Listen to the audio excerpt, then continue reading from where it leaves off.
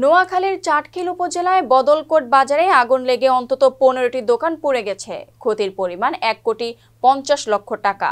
তবে এই ঘটনায় কোনো হতাহতের খবর পাওয়া যায়নি। নোয়াখালী জেলা প্রতিনিধি বেল্লাল হোসেন নাইমের প্রতিবেদনে দেখুন বিস্তারিত।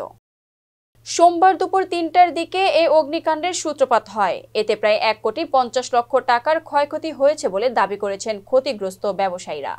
খবর পেয়ে চাটখিল ফায়ার সার্ভিসের 2টি ইউনিট 1 ঘন্টার চেষ্টা চালিয়ে আগুন নিয়ন্ত্রণে আনে। ক্ষতিগ্রস্ত দোকানদার শরাফত জানান, দুপুর 3টার দিকে বদলকোট বাজারের একটি লন্ড্রি দোকানে বৈদ্যুতিক শর্ট সার্কিট থেকে আগুনের সূত্রপাত হয়। পরে বাজারের স্থানীয় ব্যবসায়ীদের চিৎকারে স্থানীয়রা এসে আগুন নেভানোর কাজে যুক্ত হন এবং ফায়ার সার্ভিসে খবর দেন।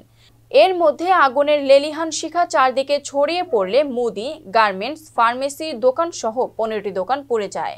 বদলকোট বাজার পরিচালনা কমিটির সভাপতি সেলিম হোসেন ও সাধারণ সম্পাদক একরামুল হক সুমন সকলের সহযোগিতা বাজারের আগুন নিয়ন্ত্রণ করা সম্ভব হয়েছে, তার জন্য সকলের প্রতি কৃতজ্ঞতা প্রকাশ করছি।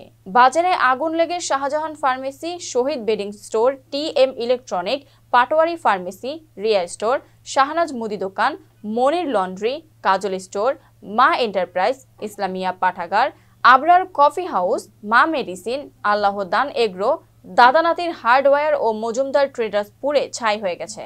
তারা আরও বলেন, ব্যবসায়ীদের যে ক্ষতি হয়েছে তা পুষিয়ে নেওয়া সম্ভব হবে না। ব্যবসায়ীদের ক্ষতির পরিমাণ প্রায় 1,50,00,000 টাকা।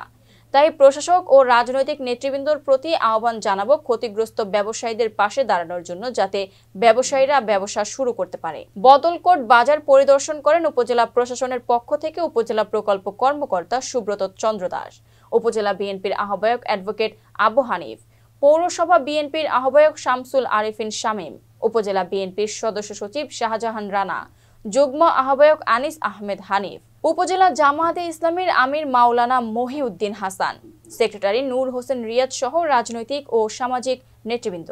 চাটখিল ফায়ার সার্ভিসের স্টেশন অফিসার চন্দ্রশেখর গাইন বলেন, খবর পেয়ে ফায়ার সার্ভিসের 2টি ইউনিট ঘটনাস্থলে পৌঁছে 1 ঘন্টা চেষ্টা করে আগুন নিয়ন্ত্রণে আনে। প্রত্যক্ষদর্শীরা জানান, লন্ড্রি দোকানের বৈদ্যুতিক শর্ট সার্কিট থেকে আগুনের সূত্রপাত হয়েছে।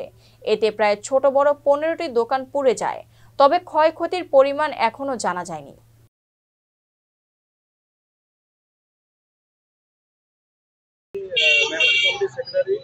আমাদের বৈদ্যুতিক শর্ট সার্কিটের কারণে 18টি দোকান পুড়ে ছাই হয়ে গেছে।